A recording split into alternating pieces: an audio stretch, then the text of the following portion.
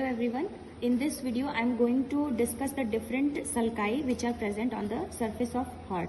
Now let's discuss each of them one by one. There are three sulci present on the surface of heart. Let's discuss about atrioventricular sulcus. It separates the ventricles from the atria. So encircles the heart and it is of a C shape. So keeping this in anatomical position, this is the anatomical position. There are two ventricles and two atrium. These two are the right and left ventricles, and here at the base two right atrium and left atrium. So if we see that this is the projection which is known as right auricle, and this is the, so if we put a finger here behind the auricle, in the aorta, we will feel a aortic sinus or valves. Why this is necessary to know? Because from here at the base, this is aortic sinus. From here, right coronary artery emerges and it enlarges into the groove which is known as right atrioventricular groove, because this groove is present between the right atrium and right ventricle.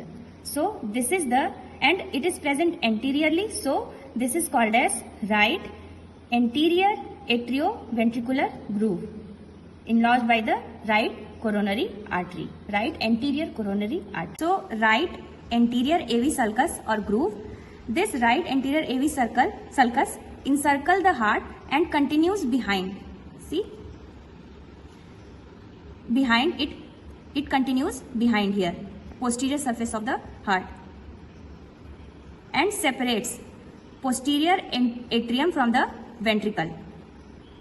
This is the, and it enlarges by the artery, right coronary artery, posterior right coronary artery. So anteriorly right anterior atrioventricular sulcus and continues behind posteriorly, known as posterior right atrioventricular sulcus, and enlarges the artery, right coronary artery, anterior part of right coronary artery, continues behind and known as posterior right coronary artery.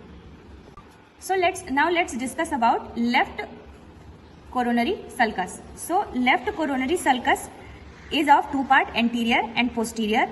Anterior left coronary sulcus is not visible because it is not clearly visible because of ascending aorta and pulmonary trunk. But anterior part cannot be visible clearly, but the posterior left coronary sulcus here, posterior left coronary sulcus is visible, clearly visible here, and separates the left coronary sulcus. If we trace here, it will go behind. This is the posterior left coronary sulcus, and it is clearly visible here and separates ventricle from the atrium. It enlarges the largest sinus of the vein of heart, which is known as coronary sinus. So coronary sinus is present posteriorly in the posterior left coronary sulcus. Left coronary sinus is drained into the right atrium. It drains into the right atrium. Now let's discuss about interatrial and interventricular sulcus. So this is the opening of superior vena cava, and at the base, this is the opening of inferior vena cava. If we put a finger into this, a thick wall can be felt. Here, this is dissected, and if we put a finger here, we can feel a thick wall.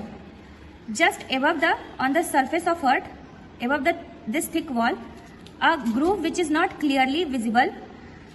This is known as posterior interatrial sulcus, because it separates left atrium from the right atrium. So a sulcus which is present between them is known as posterior interatrial. After knowing about posterior AV sulcus, this is present also anteriorly, but it is not visible because of these great vessels. Now let's discuss about interventricular sulcus. So this is the left auricle. Below it, the artery which arises from here goes anteriorly and downwards, which is known as left anterior interventricular artery, and a branch continues here, and it is known as left circumflex artery. So this artery which is going downward here is known as left anterior descending artery. This is present in the sulcus, which is known as left anterior interventricular sulcus. This artery goes behind at the inferior surface of the heart, and this artery continues as a branch of posterior interventricular artery, and this artery is present in the groove which is known as posterior interventricular groove. So anterior interventricular sulcus and posterior interventricular groove or sulcus.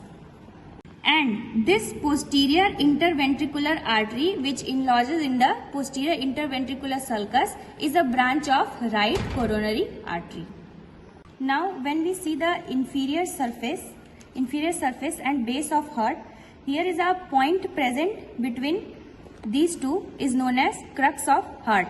This is the point. So it is a point between posterior interventricular sulcus, posterior interatrial sulcus, left posterior coronary sulcus, right posterior coronary sulcus.